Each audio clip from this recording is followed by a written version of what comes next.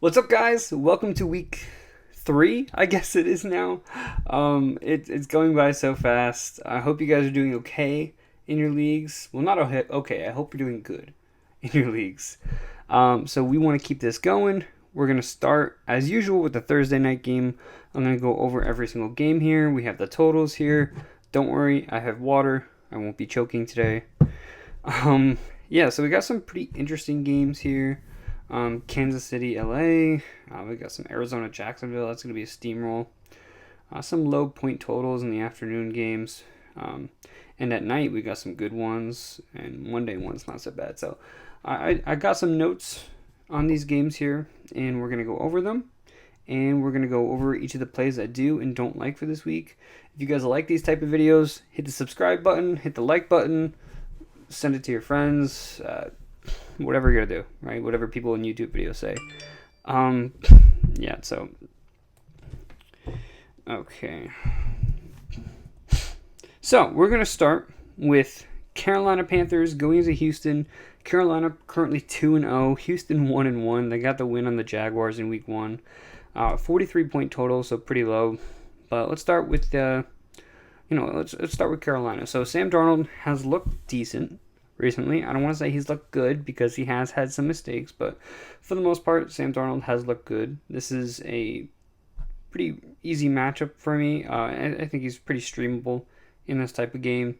Running backs, Christian McCaffrey, I don't even really have to talk about. I mean, week 1, he was the running back 1. He didn't have a single touchdown. So that's just the kind of volume that Christian McCaffrey is going to get. He's going to steamroll this Houston Texans team and probably finish as a top 3 running back at least this week. So he's a full go. In terms of these other wide receivers, right? You have DJ Moore, you have Robbie Anderson, you have Terrace Marshall. More so just DJ Moore and Robbie Anderson for right now. Who can you trust? Who can you not trust? DJ Moore last week led the team with a 28.9% target share. So Sam Darnold in the second game getting comfortable with the team. He's going after DJ Moore often. In the first game, DJ Moore got a ton of targets too. So it's looking like DJ Moore is the only trustworthy the only trustworthy wide receiver here.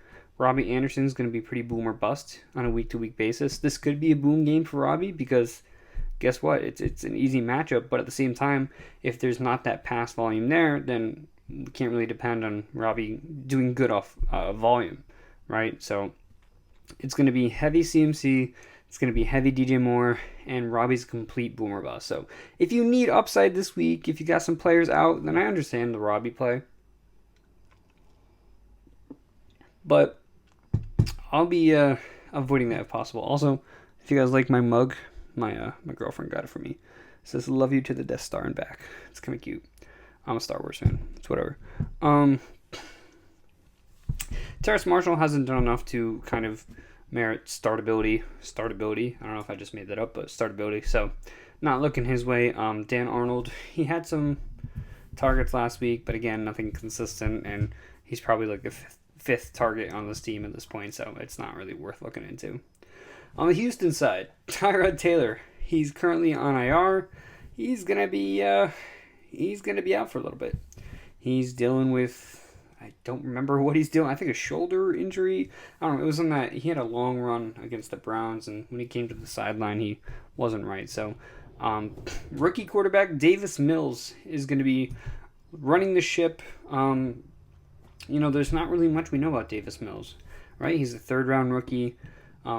He didn't really get much going at all in that last game. So, and considering how well Carolina's front seven has been playing, obviously you're not using Davis Mills as a streamer, but it's just about, can you use anybody else in this offense? As far as the running backs go, Mark Ingram, although he didn't lead this team in snaps last week, he still seems to be their guy when it comes to targets and running the ball. So Mark Ingram, I think he had like 14 carries last week. This is not a matchup where I want to use him. There's not really going to be many of them that you can use him. Spoiler. David Johnson led this team in snaps. This is going to be a negative game script.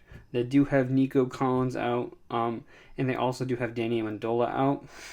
So those are two pretty big wide receivers for this team. So all the more reason to like David Johnson, I guess. But, even at his very best, he wasn't playing anymore. He was still playing less than 50% of the snaps, right?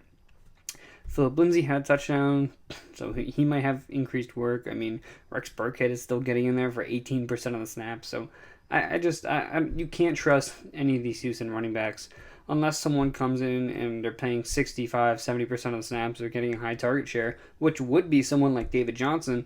Just stay away from this backfield altogether. I had David Johnson in a couple leagues. I thought there was some upside after how he finished the year last year and how Mark Ingram was on the roster bubble, quote unquote. But no, there isn't. So you can drop whatever Houston running back you have. If you want to stash Mark Ingram because he appears to be the guy, I'm doing a lot of quotes with the Texans. I mean, their whole team is just really a giant quotation. Yeah, you can kind of just drop those guys. But there is a guy on the Texans I do want to start this week, and that's Brandon Cooks. So when Davis Mills came in, Brandon Cooks had 10 targets from him, right? So the game script, as we know, is going to favor Houston. They're down by 8. Look, Brandon Cooks had a 48% target share last week. The next closest receiver on the team had 6%. Brandon Cooks owns this team. This offense runs through Brandon Cooks. As bad as Davis Mills is, and as bad as the Houston Texans are, Brandon Cooks is going to see probably close to 15 targets in this game. I'm not trying to exaggerate, but I mean, especially with Danny Amendola and Nico Collins out, I just really don't see where else they're going to go with the ball. Carolina's secondary, it's not great. They have some young guys in there who haven't really played up to their full potential yet. Their front seven is actually the scary part, but they have Hassan Reddick, they have Brian Burns, Derek Brown, they have some other great guys in that front seven, Shaq Thompson. But their secondary is still pretty weak. So Brandon Cooks can get the job done for you this week. He's a solid wide receiver too.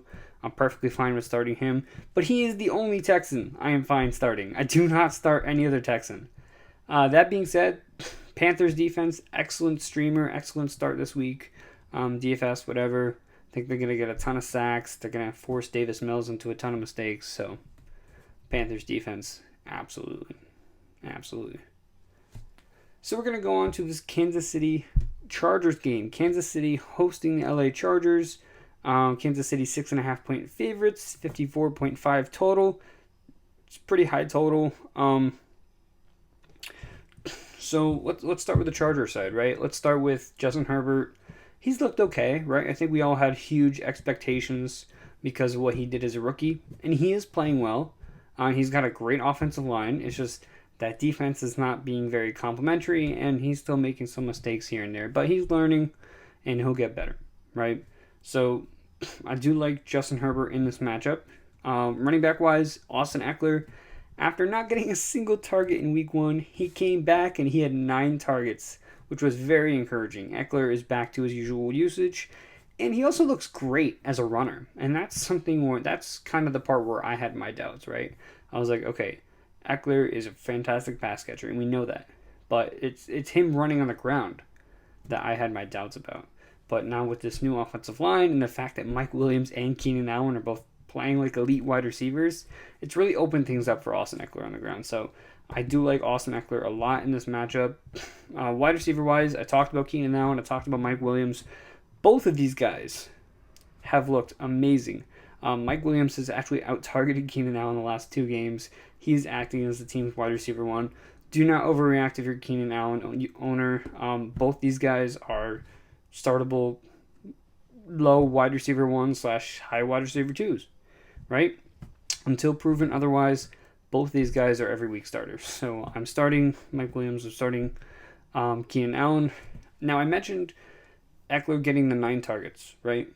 So in that first week, we saw Jared Cook get involved. We saw Jalen Guyton get involved.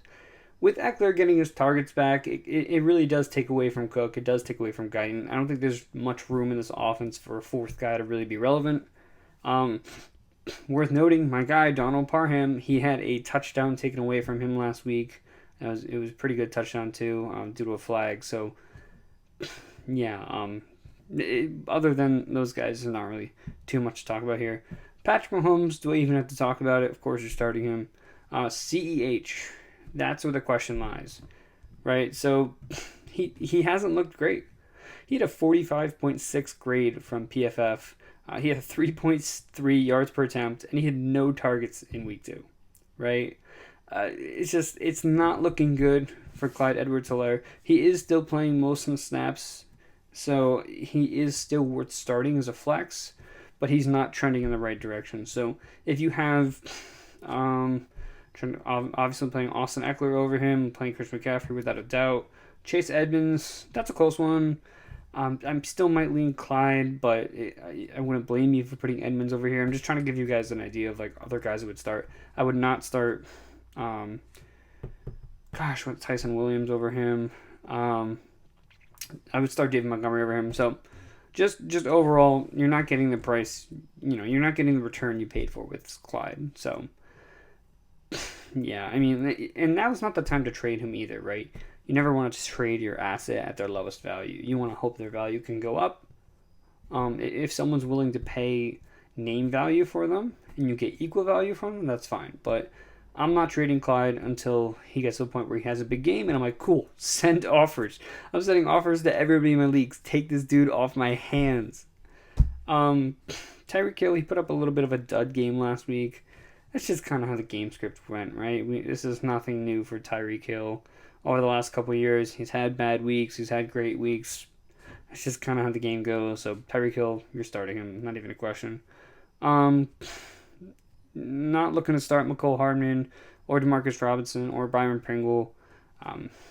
Not at all. Travis Kelce, I don't even have to really talk about him. Neither defense I'm looking forward to. All right, we got Jacksonville hosting Arizona. So let's start with Arizona. Kyler Murray, the quarterback, 1 right now, averaging 30-plus points per game, close to 40. I think he had 40 last week. Dude's an animal. He is killing it right now. So Kyler, without a doubt, you're starting him. I expect him to be the QB1 this week as well. As far as his backfield goes, this is Chase Edmonds' backfield, right? Edmonds has owned this backfield, the 65-35 split in back-to-back weeks, approximately, right? It's not exactly on the dot, but Edmonds has been the main guy in PPR. He's made it work. He's been getting 10-plus points per game. James Conner, he's just not seeing nearly enough volume to be consistent on a week-to-week basis.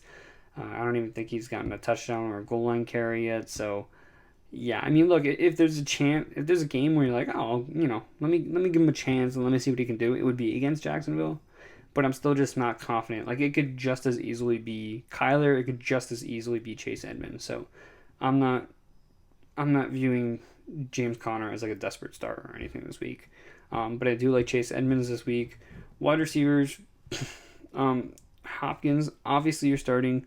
But funny enough, I mean, he was 5th on his team in targets last week, right? So DeAndre Hopkins, he was behind Rondale Moore, AJ Green, Max Williams, and Chase Edmonds. Like, what kind of a world does that happen where your star wide receiver gets 4 targets? That being said, this is a clear blow-up matchup. For a guy like DeAndre Hopkins. Jacksonville secondary is absolute crap. I'm trying to remember I'm recording for YouTube, but yeah, their backfield, their secondary is absolute crap. You can start DeAndre Hopkins and feel very confident that he's going to have a blow-up game. Rondale Moore, he led this team in targets last week. He is worth flex. At this point, he's done enough to be worth flex consideration. He's playing a ton of snaps, so I'm starting Rondale Moore as a flex play. Christian Kirk, upside play, right? Complete hit or miss. AJ Green, I'm not really considering. He did have a touchdown last week, but yeah. Max Williams, look, you got your Max Williams game for the year, okay? Max Williams is not going to become a consistent part of this offense. In week 1, he had like 0 targets. So Max Williams, the game script happened to flow in a way where he was getting involved. It's not going to happen every week. Don't pick up Max Williams. Don't start Max Williams. Just don't Max Williams. Just do me a favor. Do not Max Williams, okay? Okay. Jacksonville. Trevor Lawrence, he has not looked good at all. Okay, Trevor Lawrence is struggling right now. That being said, 51.5 total. He could get some garbage time points. I think he could be, a desperate streamer if you need. James Robinson, he did see an increase in snaps. He saw an increase in usage, but Carlos Hyde is still there, and the way they want to run this offense is just by kind of, chucking as many of these balls as you can to the wide receivers, whether it's Marvin Jones, DJ Chark, or Laviska Shenault. Spoiler, it's Marvin Jones. So I don't really feel all that comfortable with James Robinson. I would call him a flex / running back 3. Talking about these Jaguars wide receivers, Marvin Jones has had 19 targets over the last 2 weeks, including a touchdown. He's currently a top 10 wide receiver. He's been playing amazing. He is the clear number 1 in this offense. Although it doesn't seem that clear on paper, right? You have Marvin Jones with 19 targets. You have DJ Chark over 2 weeks, 15 targets. By the way, Chark had 3 targets last week. And Laviska, 16 targets over the last 2 weeks. That's only 3 targets behind Marvin Jones. So how is Marvin Jones the clear number 1?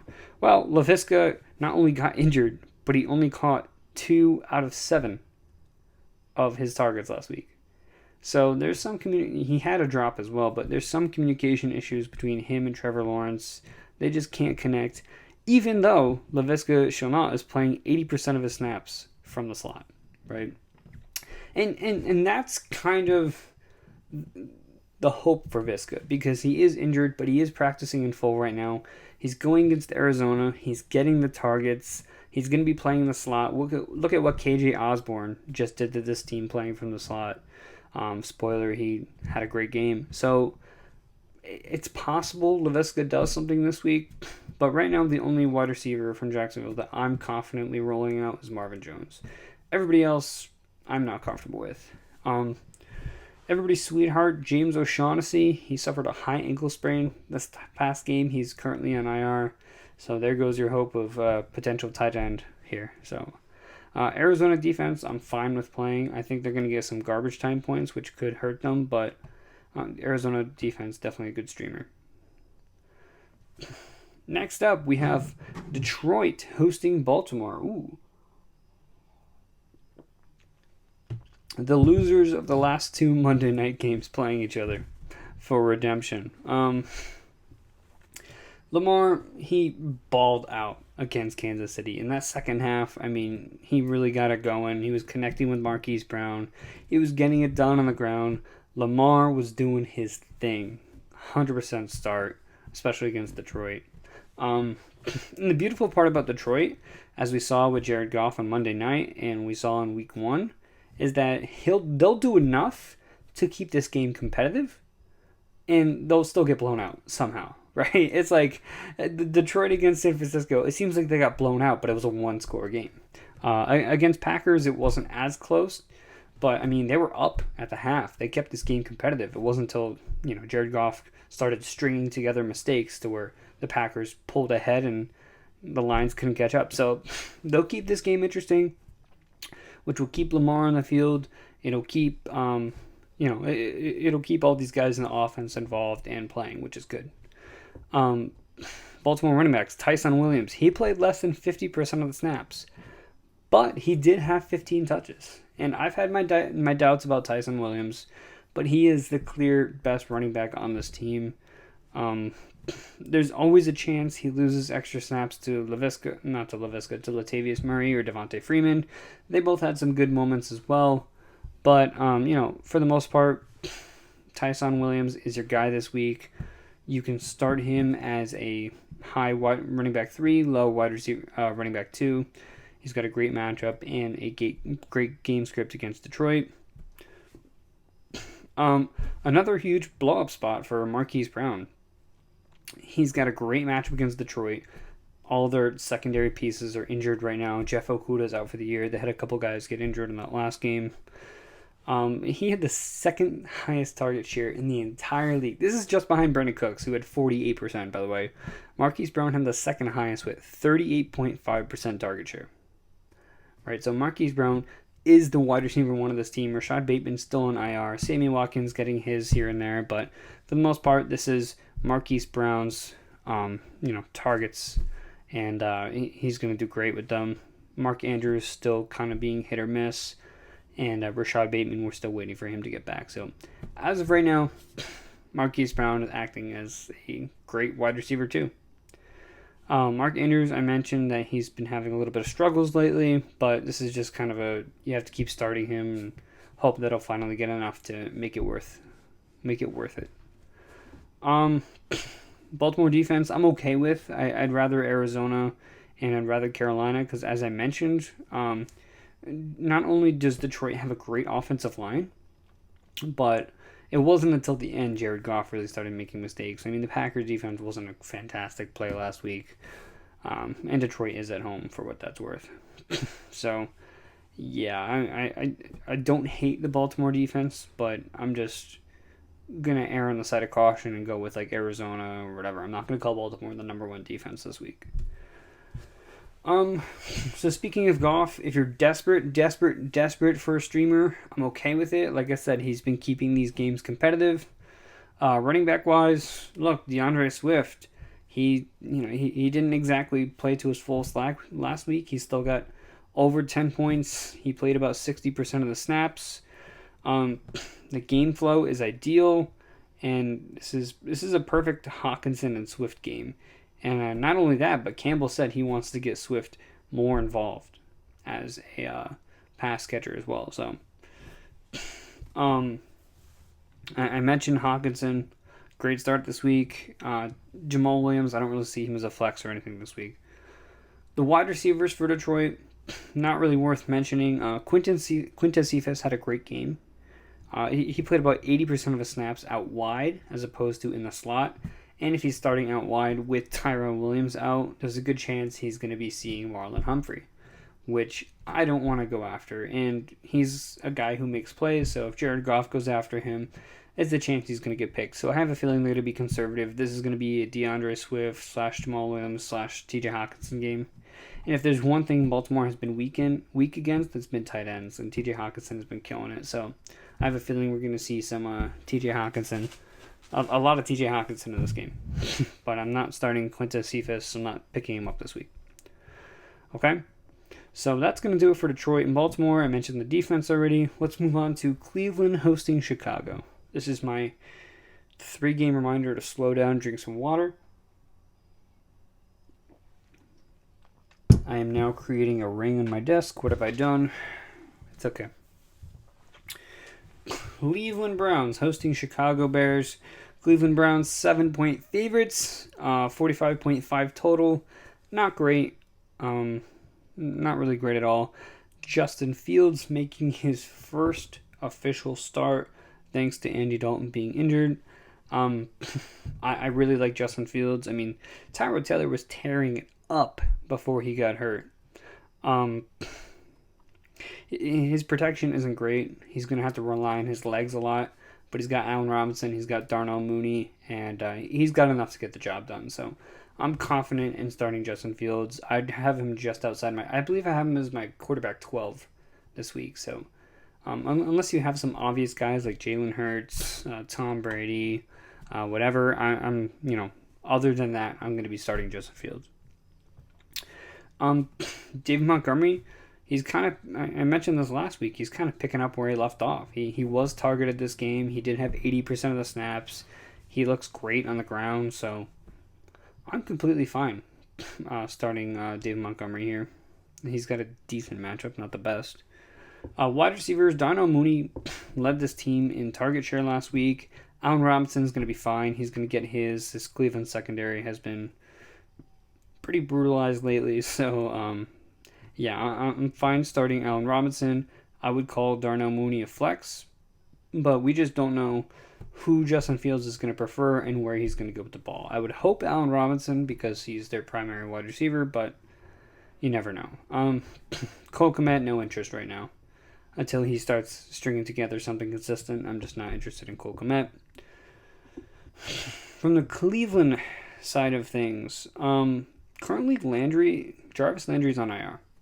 Right, so Odell Beckham right now a full go. I know I'm kind of jumping all over the place here, but this is context for Baker. So Odell Beckham Jr. practicing at quote-unquote full go this week. Jarvis Landry on IR. There's a chance Odell Beckham goes crazy in this game, right? If he hits his upside, OBJ can have a huge game. Not a great matchup for Nick Chubb and Kareem Hunt. I'm going to avoid starting Kareem Hunt, especially with them getting Demetric Felton involved. Kind of a surprise that league last week. He caught a touchdown that could have been Kareem Hunt. I like the matchup for Hunt. It just ultimately the game script just didn't flow in his favor. So not a fantastic matchup on the ground for Nick Chubb, but it is what it is. Quarterback wise, Baker Mayfield, I don't hate him this week at all. I think he'd be a decent streamer, but again, this is a quarterback that doesn't really have to do much. He can just kind of sit back and let other guys do their things. With Jarvis Landry on, maybe you're like, oh, maybe some of the tight ends might be worth it. No. Austin Hooper, David Njoku, Harrison Bryant, I believe, they're all getting, all three of them led this team in targets last week. They're all getting their fair share. They're not hyper-focusing on one tight end. It's a mess. Just don't even bother with any of these tight ends. Just don't. Got the New York Giants hosting the Atlanta Falcons. I don't like either defense in this game, by the way. New York Giants hosting the Atlanta Falcons. Let's start with the Falcons here. Matt Ryan, he came back. He had a much better game this week, right? He looked a lot better, and that's against Tampa Bay. So that's good. It seems like they're starting to figure something out. So I'm okay with starting Matt Ryan this week, but I don't view him as like great stream. Like, it's just whatever for Matt Ryan this week. As far as the running backs go, yes, Cordell Patterson is getting all the hype right now. He had a big game. He just kind of happened to be in the game in the right situations. So they're in the red zone. Mike Davis gets a carry, and then they bring in Cordell Patterson, and Cordell Patterson rips one up the side and scores. And I believe the same thing happened, except it was a pass later on in the game. So Mike Davis still heavily involved as a pass catcher. He's averaging 6.5 targets over the first 2 games. Patterson was involved, but he only had 12 touches last game. Overall, Mike Davis has had 34 touches. Cordell Patterson has had 21 touches throughout 2 games. Mike Davis still playing very well. And he's still getting a large majority of these snaps. So Mike Davis is the guy to own in this backfield. And I think he's a pretty good start this week as well.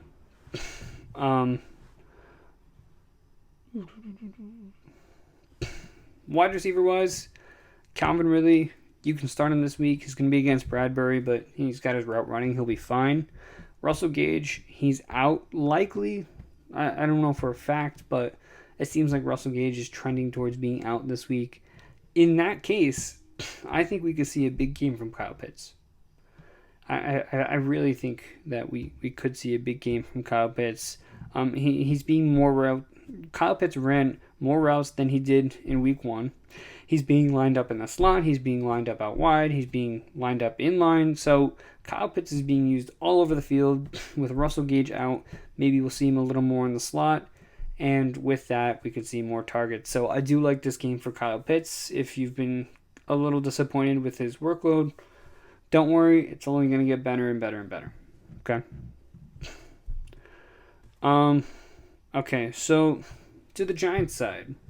Daniel Jones. I mean, as bad as this offense has looked on the surface, Daniel Jones has been killing it with his feet.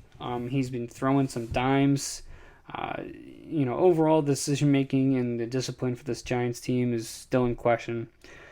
But Daniel Jones has been a very good streamer, a very good start over the last 2 weeks. I think he's currently a top 10 fantasy quarterback. As you can see, Giants are actually favored in this game, which is unbelievable. But so Daniel Jones, I like him a lot this week. I do, and you'll hear a little more. You'll hear more on why in a minute. Saquon Barkley, he played 84% of the snaps last week, and with that, he actually had a couple of good runs. He's starting to get back into his groove, and that was in a short week. So, given the extended period of time between his last game, kind of getting more and more acclimated to the game, I think this is a blow-up spot for Saquon Barkley. I think we're going to see at least a glimpse of Saquon Barkley being back. So, if you want to buy low now while you can, that's what I would do. Okay? These wide receivers, Sterling Shepard, Kenny Golladay, can you trust one? Can you trust either? Can you trust both? I like Kenny Golladay in this matchup. Not to say I don't like Sterling Shepard, but Kenny Golladay, he's built and he operates very similarly to how Mike Evans does. And we saw Mike Evans have a good game against this Atlanta team last week. And I'm not making this comparison to say, yes, because Kenny Galladay is shaped and plays exactly like Mike Evans, he will have a good game. No, I'm saying that because I trust Tom Brady enough as a quarterback that he's going to do what works each week. And he kind of proves that, right? So he's not going to throw to Antonio Brown if he doesn't think that's the optimal matchup. He's going to give Mike Evans more targets if he feels like he's in a better spot to score points. And he was. Last week, he was in a great spot, and he had a huge game. So Kenny Galladay, last week he got pretty pissed at Jason Garrett. I have a feeling he's going to be worked more into the plays in this coming week. He's got an optimal matchup on the outside. Hopefully he's healthier at this point than he has been in the last 2 weeks. Kenny Galladay is playing mainly on the outside. I'm starting Kenny Galladay this week. If I have him, maybe not confidently because you never know with the Giants, but if I have Kenny Galladay, I'm going to start him this week. Sterling Shepard also gets flex play. He's been killing it lately, just ride him while he's hot. Daniel Jones was looking for him early and often. He's led this team in targets over the last 2 weeks. Evan Ingram potentially coming back this week. Again, I don't know exactly how healthy he's going to be, how many snaps he's going to be, if he's going to be involved. So I'm avoiding Evan Ingram for now. But just keep an eye on him for waivers. And, that's my hope with Sterling Shepard is that, well, more, not my hope, but my concern is that as Evan Ingram comes back, as Kenny Galladay gets more involved, because Kenny Galladay and Daniel Jones had basically no playing time with each other in the offseason. So, as Kenny Galladay gets more involved, as Saquon gets healthier, I think we're going to see less and less of an impact from Sterling Shepard as we have seen over the first 2 weeks. So, if you have Sterling Shepard and you want to sell him high, that would be my recommendation. See if you can trade Sterling Shepard for Kenny Galladay. See if anyone will bite. Because when it gets to the point where Saquon and Evan Ingram are seeing their fair share, then Sterling Shepard's going to be a little hit or miss. And if you want the upside guy, it's going to be the deep threat, which is Galladay. So, just a thought. Obviously, if you can get Kenny Galladay and someone for Sterling Shepard, do that. But that's just my recommendation. Either defense, I'm not a huge fan of this week. Buffalo at home hosting Washington. So, I don't really have too many notes on Washington here. Taylor Heineke did good last week. This is a much tougher matchup, so I'm not going to start him this week. Antonio Gibson, he did fall a little short. He was dealing with a shoulder injury. If the negative game script, we could see a lot more J.D. McKissick. But it's hard to bench a guy like Antonio Gibson. He's just kind of a set it and forget it type deal. McKissick, if you really want desperate for a PPR flex, I can understand it. But again, he did his thing because of the touchdowns that he got. And Antonio Gibson is still owning this snap share. So I'm still rolling with Antonio Gibson here. Scary Terry. After last week, why would you even consider sitting him? Logan Thomas, I do like this matchup for Logan Thomas as well. Buffalo has been pretty stingy against tight ends as far as I know. But Logan Thomas is going to do his thing as well. So I'm okay starting Logan Thomas. I'm good starting Terry McLaurin. I'm good starting Antonio Gibson. As for the Buffalo side, I mean, Josh Allen, he's going to do his thing. He hasn't looked amazing this year. He hasn't looked like his MVP self over last year, but he has still looked good. Running back wise, I'm not starting Devin Singletary. I'm not starting Zach Moss. Devin Singletary is pretty much owning this backfield in terms of snaps. He's getting more touches. He's also getting more targets. But the thing is, once they get to the red zone, that's Zach Moss's job. So Zach Moss is, in lieu of Josh Allen running it down the one, they're just going to let Zach Moss do it. So Zach Moss doesn't seem to be having this huge every down role. Zach Moss, as of right now, we've only seen one game, but he's just kind of coming in when they're on the goal line and punching it in for them and then leaving, and then he'll come back later when they're in the same position. So not trusting Zach Moss. That takes away from Devin Singletary. And as we know, Allen Robinson can always run it. So, wide receivers, Washington defense, at least their secondary is pretty weak. So Stephon Diggs, go for it. Not really interested in anybody else, including Dawson Knox. Buffalo defense, great start this week. Great start.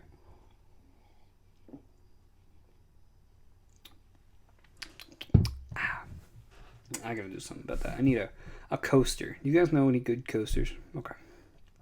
Know any good coasters? Okay. We have New England hosting New Orleans. So, Jameis Winston is coming to town. He's hot and cold. He's hot week 1. He's freezing cold last week. What's going on in New Orleans? I do think this could be a bounce back game for Kamara. He did lead the team in targets, and he was on the field the most. So it's really just about executing, and that's just something that they could not get done last week. Hopefully they have a better chance of doing so against New England, because James Winston, I don't think he's thrown for close to 150 yards yet, right? In that first week, he had 5 touchdowns, but it was like 110 yards.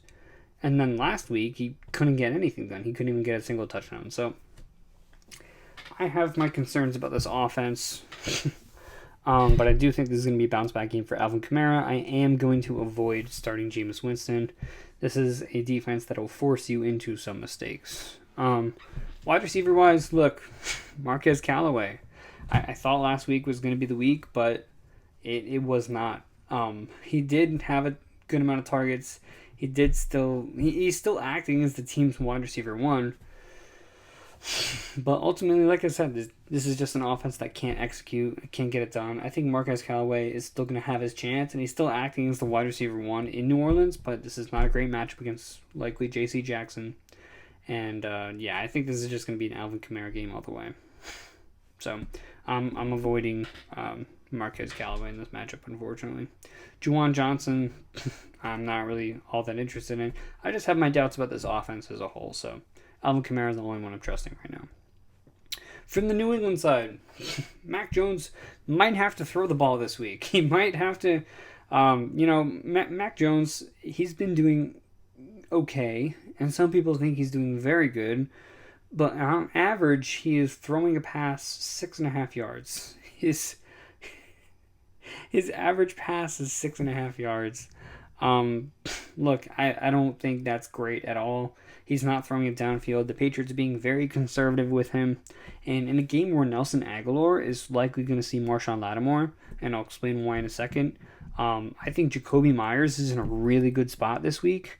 And I also like James White. I mentioned how basically Mac Jones is not throwing the ball for more than 10 yards. Obviously, that's going to favor James White coming out of the backfield.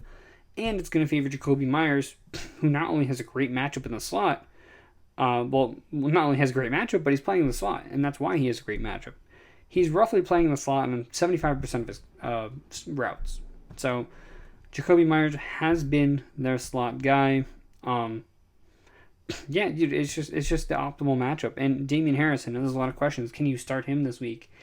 The short answer is I'd be careful. Right? I'd be very cautious starting Damian Harris. There's a chance, you know what? He's a fantastic running back. They have a pretty good offensive line.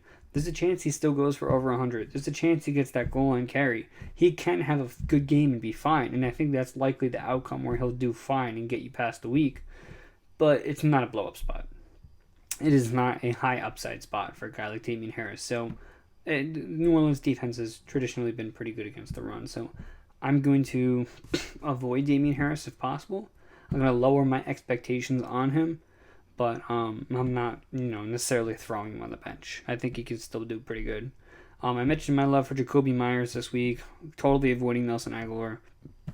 As far as these two tight ends go with Jonnu Smith and Hunter Henry, this offense, they cannot coexist, right? If both these guys are healthy, neither of them are going to be fantasy relevant unless they catch a touchdown, and that has not been the case yet. So, completely avoiding this tight end group for now. Unless one of these guys get hurt, and hey, both these guys have had injury issues.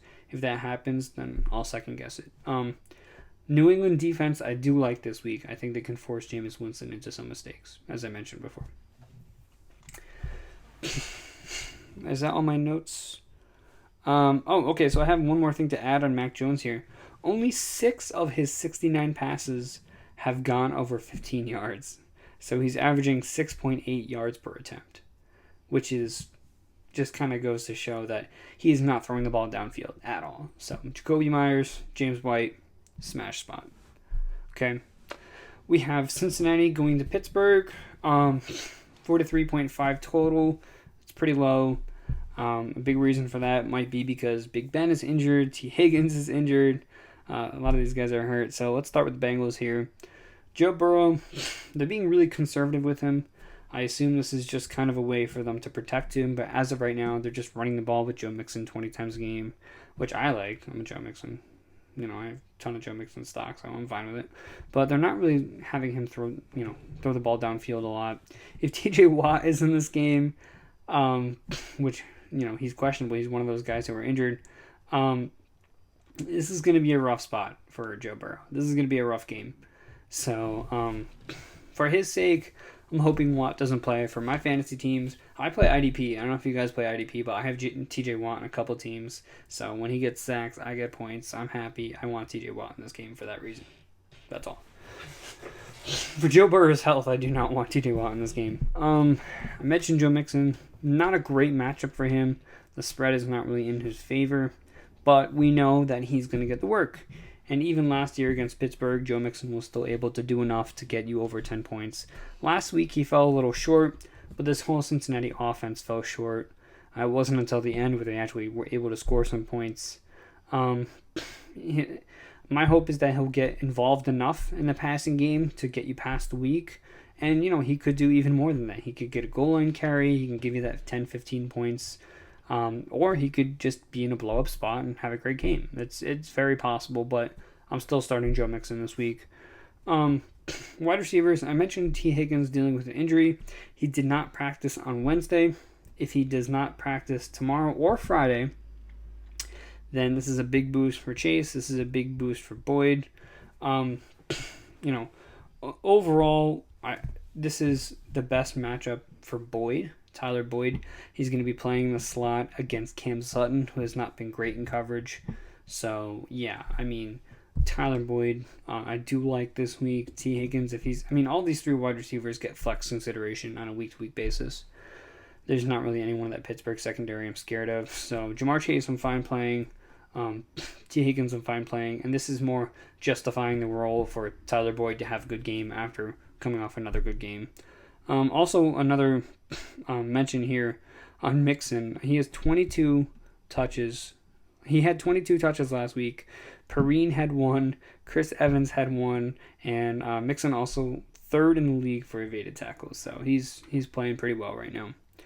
For the Steelers side, Big Ben dealing with, I believe, a pectoral injury.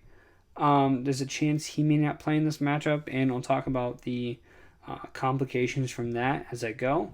But let's start with the running backs, to where Najee Harris, whether Big Ben is in or out, you are starting him. He came off a very strong week. He's, week 1 he had 100% of the snaps. Last week he had 95% of the snaps. Najee Harris is the most complete workhorse in the entire league as a rookie. He made some great plays last week, so I'm starting Najee Harris without a doubt. It's a great matchup against Cincinnati, whether Big Ben is there or not. Wide receivers, Deontay Johnson also dealing with an injury. He's questionable whether he's going to line up and play or not. If Deontay Johnson is playing, he's 100% a start. And if Big Ben is active, then Deontay Johnson, assuming he's active, is a must start. On top of that, Claypool and Juju both become flexes. Claypool, I believe he is, see if I have it, he is top 5 in air yards right now. So if you have to choose between Claypool and Juju, I'm going to go Claypool. If Big Ben is not playing, Deontay becomes the flex. And Claypool and Juju are, for me, not startable. So that's kind of the direction I'm leaning there. I don't hate Pittsburgh defense this week. They always get it done.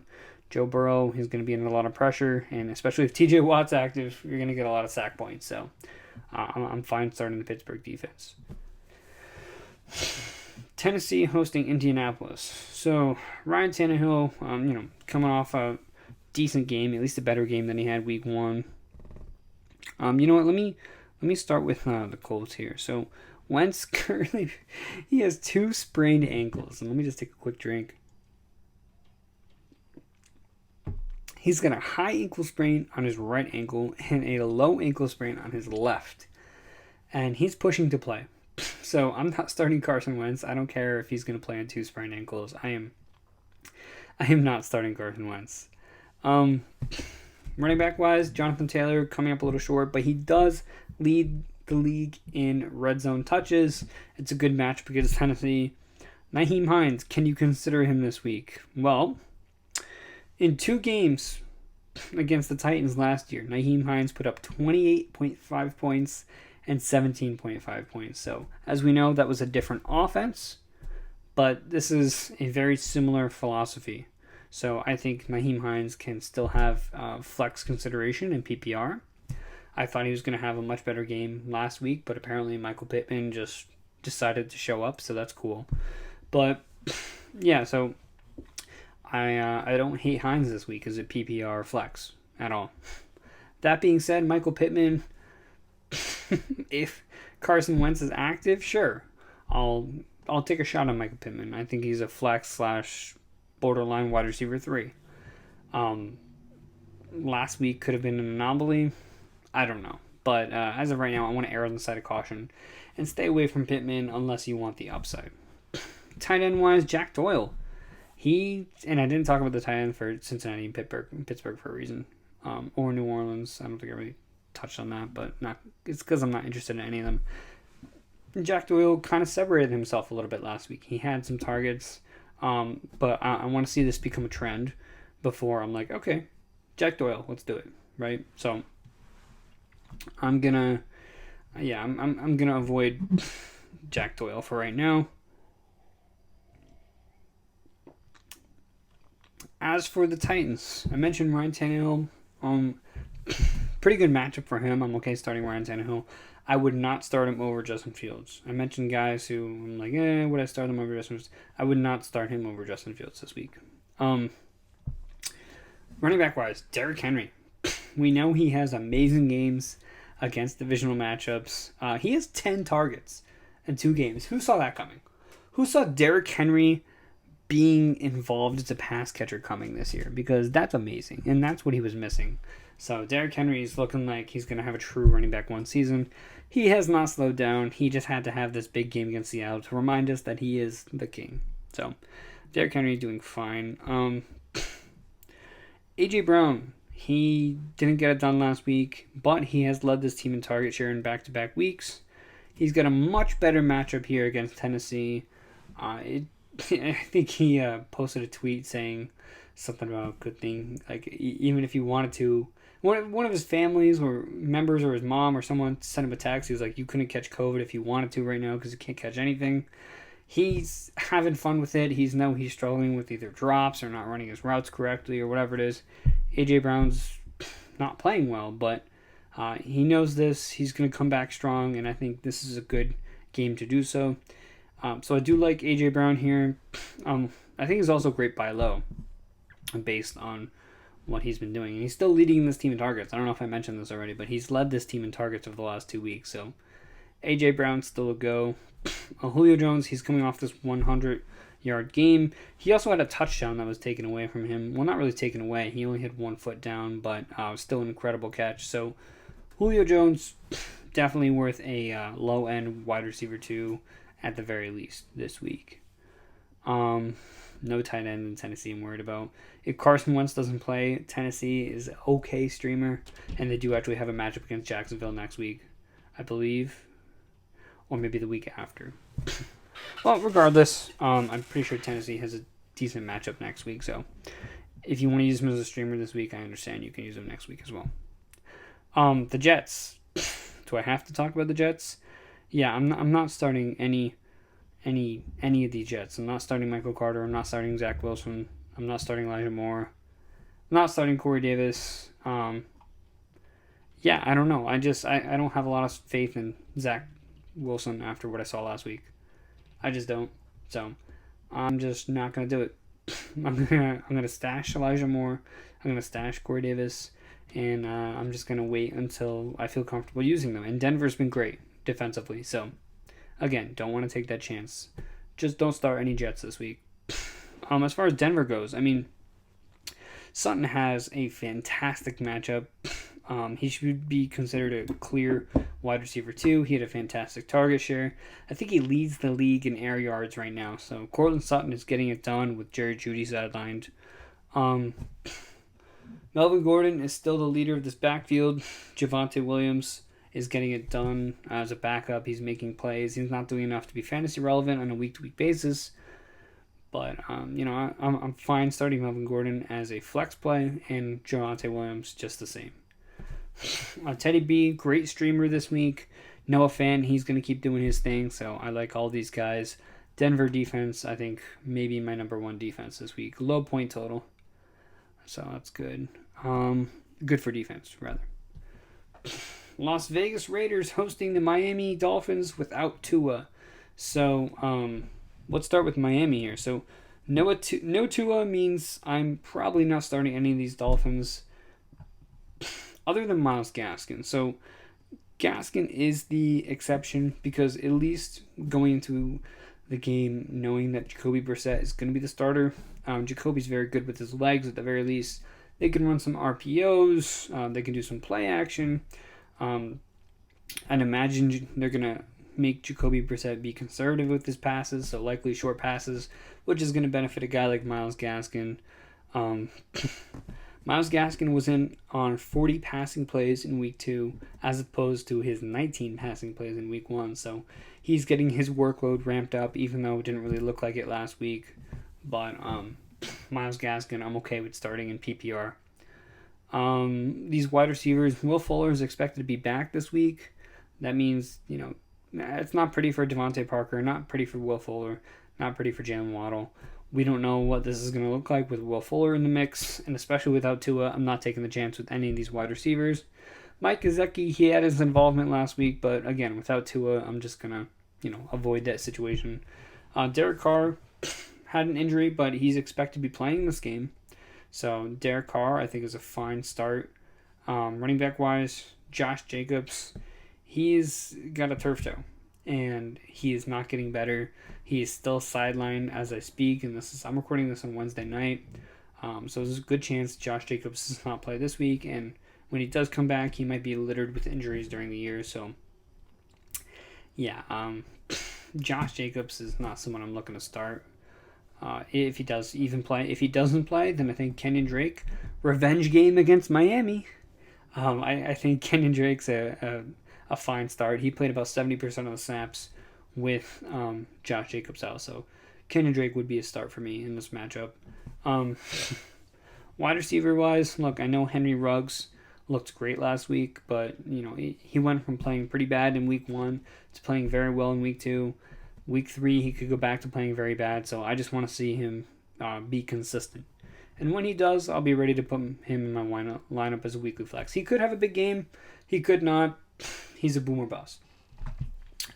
Poor Bryan Edwards. I mean, this dude has had a touchdown robbed from him the last 2 weeks. In week 1, he was like, I think he was like a yard short of scoring a touchdown.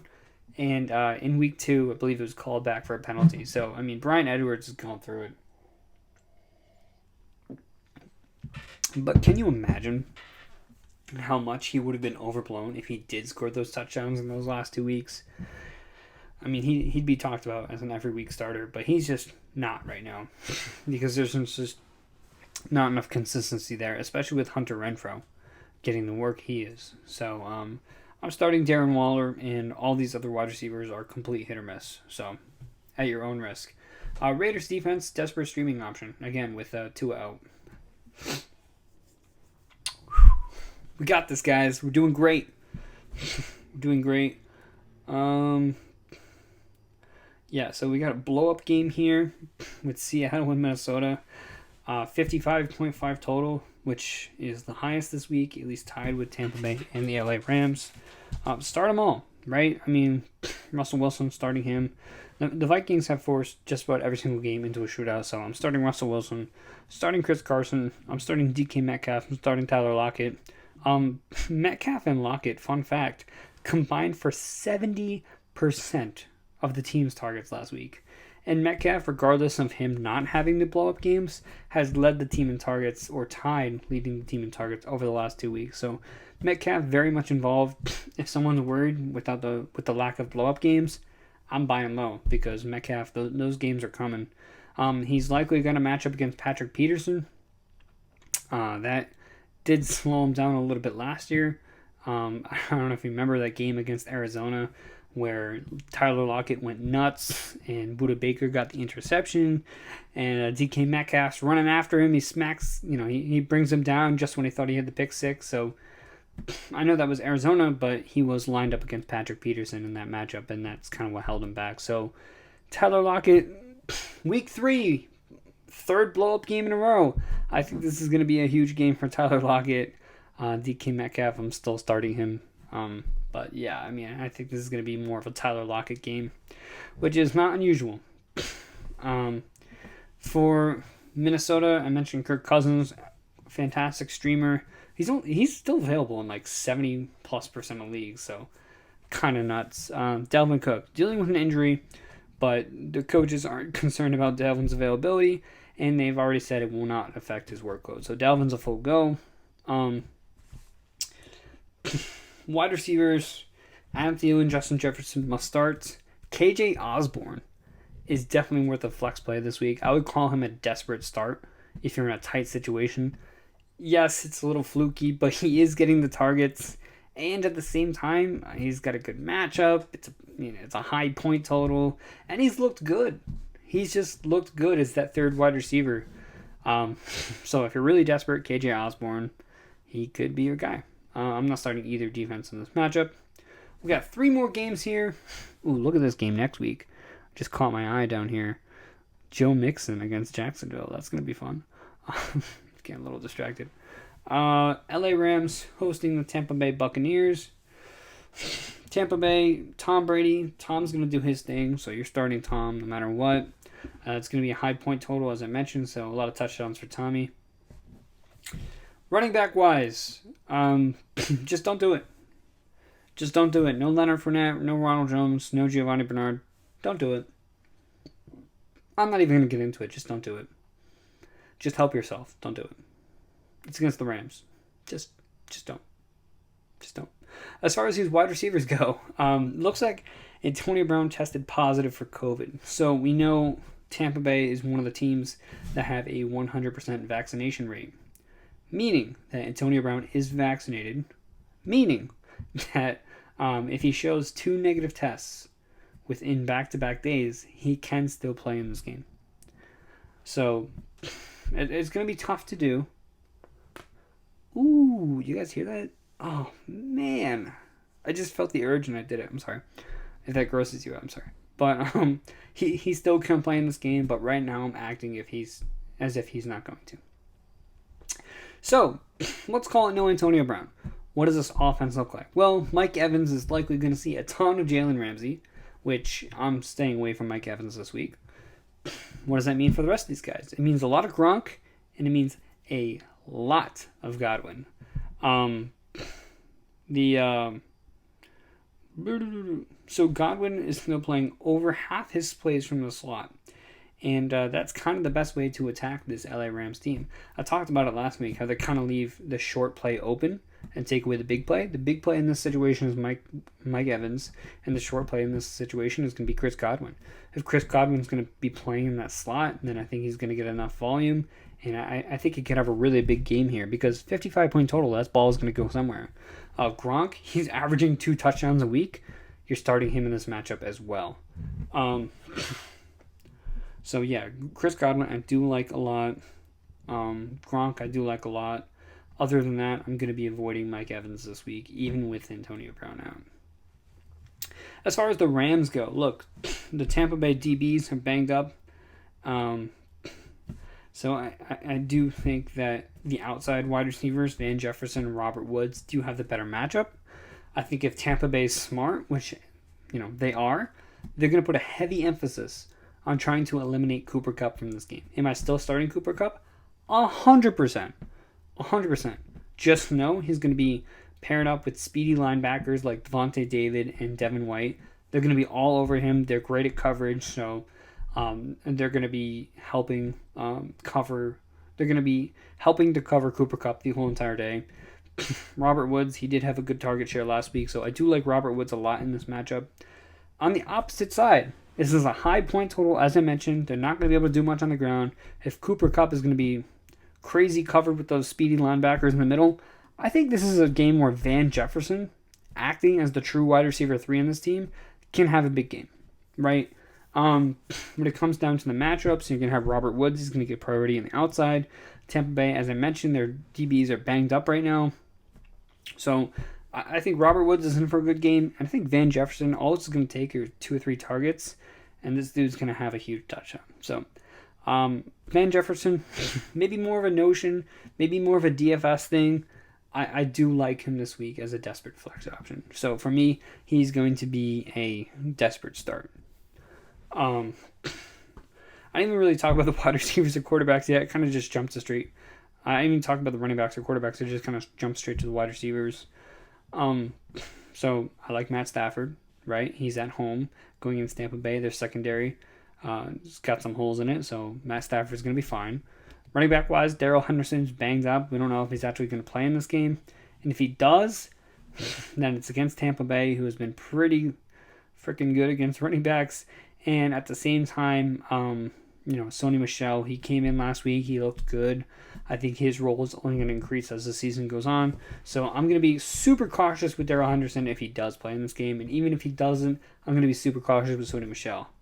I think this is going to be a game where Matt Stafford's going to have to air it out. And that's going to benefit a guy like Tyler Higbee as well, who didn't get a single target last week. But that's okay, because I think he'll be back in the mix this week. He's the clear tight end 1 of this team. Obviously not starting any defense. These are both pretty popular defenses to have on a week-to-week basis. So I would just check your rosters. And if you see LA Rams or you see Tampa Bay down there, you don't have to drop them. But hopefully you get a guy you can throw in your IR spot or something. Just keep him on your bench for this week. Trust me, this is going to be a bloodbath. Okay. San Francisco hosting Green Bay. Now, right, this is a huge blow-up game for Devontae Adams here, right? It's a competitive game.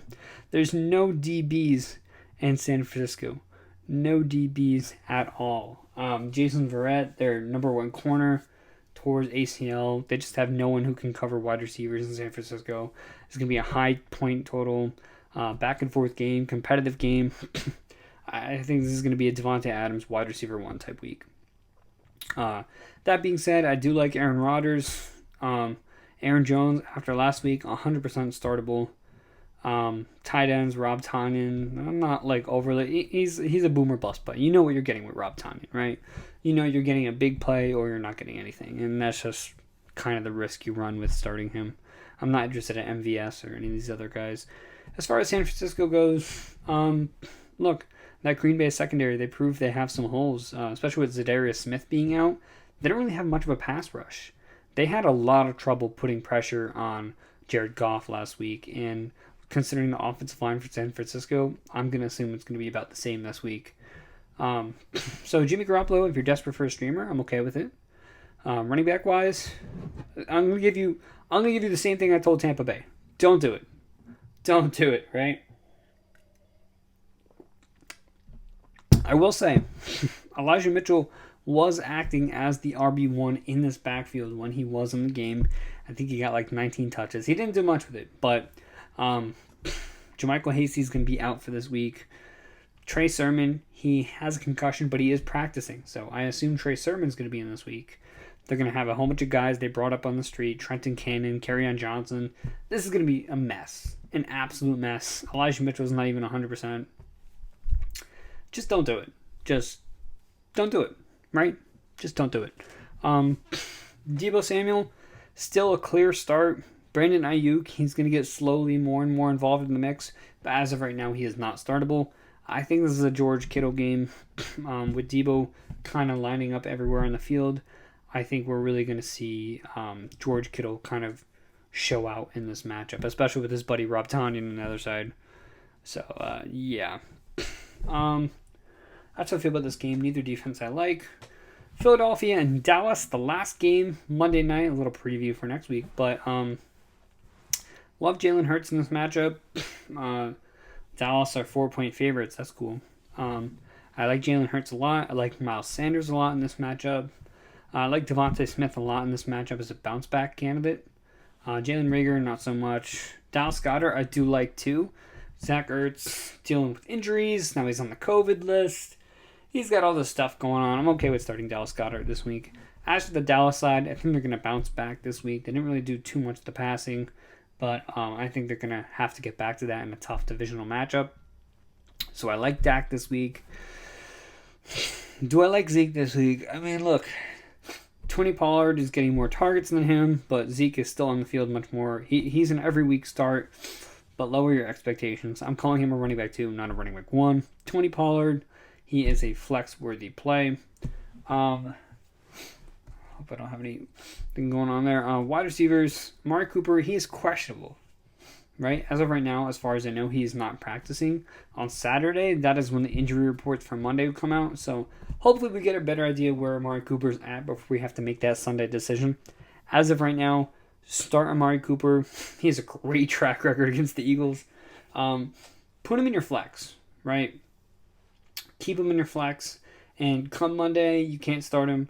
Drop him in your IR. Worst case, you have to put someone like Cedric Wilson in there. It's just kind of the situation. The risk-reward of starting Amari Cooper, like if he's playing, you 100% have to start him. So for me, it's like if I don't know if he's going to play by Sunday, I'm going to keep him in my flex. And then hopefully by the time Monday rolls around, if he's playing, I get to start him. If he's not, I'll have to pick up a Cedric Wilson. Tony Pollard, I can plug him in if possible. Kenny Gainwell, Jalen Reagor. Just some emergency guys to have ready just in case he can't go. Maybe Dallas Goedert, but yeah, just have a backup plan in case Cooper can't go. Keep him in your flex. That way, it's flexible if he doesn't. CeeDee Lamb, potential blow-up spot here. Love it. Dallas tight ends. Week 1, it was Schultz. Week 2, it's Blake Jarwin. It's going to be like that the whole year. Just stay away. Stay away. I don't like either defense either. Okay, so that's going to do it. I hope you guys, I put a lot of effort into this one. I got a lot of my notes here, and I had a good time going through each of the matchups. So I hope you guys enjoyed this video. I'm losing my words. If you did, please leave a like, subscribe. You guys know what to do. And I'm always answering all the comments on my YouTube videos, right? So I'm doing that in an effort to help grow my YouTube video, hopefully get me to a point where I'm monetized and I can make money on this. And when I start making money on YouTube, then I can start putting a much bigger emphasis on making videos. So it kind of just benefits everyone. It allows me to put more time into this as well. So I'll be answering all questions in the comments on my YouTube videos. So yeah, that's basically it. Good luck in week 3. Have fun. If you're 0-2, don't sweat it. If you get to 0-4, start sweating. But as of right now, don't sweat it. There's a ton of people who are 0-2. You are not alone. I'm 0-2 in a couple leagues. It's okay. You just got to keep fighting, keep going, and hope for the best. All right? So, see you guys. Best of luck.